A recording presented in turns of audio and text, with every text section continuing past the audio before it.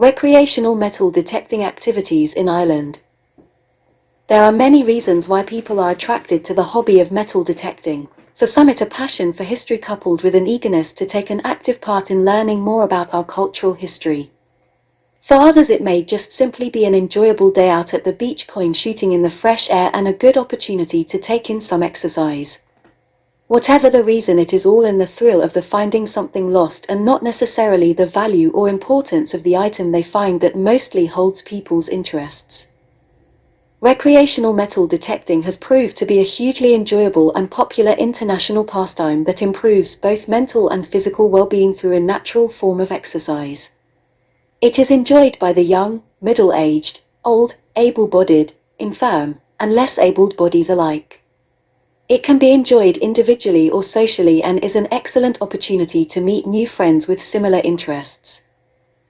The greatest fallacy of all about metal detecting in Ireland is that all detectorists are solely intent on raiding the lost cultural treasures from our past. Nothing could be further from the truth. Whether inland or beach detecting, the majority of what the average metal detectorist find will be junk items. Some of the many examples being aluminium cans, bottle tops, tin cans, paw rings, nails, crumpled tin foil, confectionery wrappers, and other assorted contemporary metallic junk. We feel it is our responsibility to also collect and dispose of these rubbish items in the correct manner whilst going about our hobby. In realistic terms, there is very little silver or gold treasure to be found anywhere in any country, and Ireland is no exception.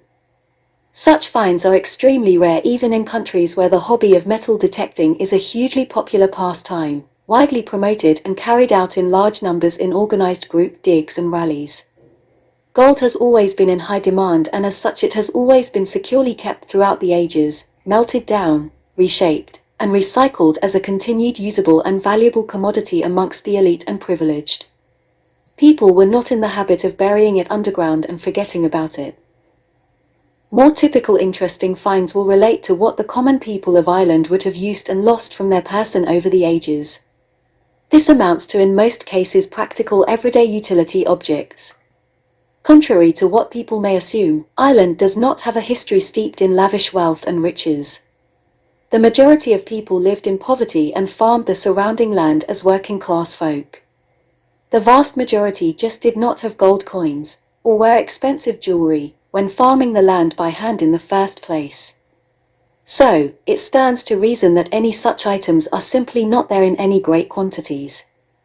Notwithstanding that there is a possibility that some precious items may indeed be discovered. It is vital that there is a system in place whereby the finder can immediately report important finds via the proper channels. Only then can it be properly and professionally dealt with without any fear of incrimination to both the finder and the landowner. The state could waiver its rights to ownership and allow detectorists to retain certain common objects museums may have in abundance.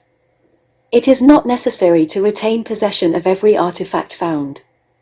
In many cases it will be sufficient simply to know the details and the circumstances of the find. People may find old copper coins, tokens, buttons, buckles, various styles of clothes fasteners, thimbles, keys, and other such everyday practical items from different ages. Some might be made from bronze, copper alloy, pewter and tarmac. Although these are of little or no monetary value, there is still much to be learned from the craftsmanship, purpose, and stories behind these objects. These are fragments of our history which otherwise would have been lost to progress and new build. Developments. These items are continuously ploughed back into our soil time and time again by farmers, where they will eventually be damaged beyond recognition, and finally lost forever. Therefore, it would only be right and proper a detectorist who finds such items record them and offer them to local museums with the necessary information. In the United Kingdom, for example, all metal detecting finds are submitted and carefully recorded by the British Museum on a database called the Portable Antiquities Scheme. This is available online for the public to view. There is no better example of how the hobby of metal detecting can benefit, contribute, and complement archaeology when regulated sensibly. Any items declared as treasure are retained by the museum and the finder is rewarded following an appraisal. Finders will then evenly split potential rewards with the landowner, and the museum gets to rescue and display another precious artifact. It is also possible to find hammered coins predating contemporary milled coins, but again it is not so common. Even so, these coins are not particularly valuable. Throughout history, coins were usually made in large enough quantities for the needs of commerce. Since coins are rarely tossed away or destroyed, many coins have survived the passage of time. In some countries in Europe, coins circulated for 200 years or more. Generally, these old coins are much worn, and since collectors look for high-grade examples, they usually aren't worth very much, having been underground for hundreds of years and being in such poor condition. Again, the state could waiver its right to ownership to such items and allow detectorists to retain certain common objects that museums may already have in abundance or simply don't want. It is not necessary to retain possession of every old coin found. In many cases it will be sufficient simply to know the details and the circumstances of the find. It is also entirely possible to find lost modern jewelry on a beach, with the possibility of returning it to the original owner. We have had great success in doing just that, but you are more likely to find enough euros for a cup of coffee and plenty of rubbish items to remove from the beach as already listed.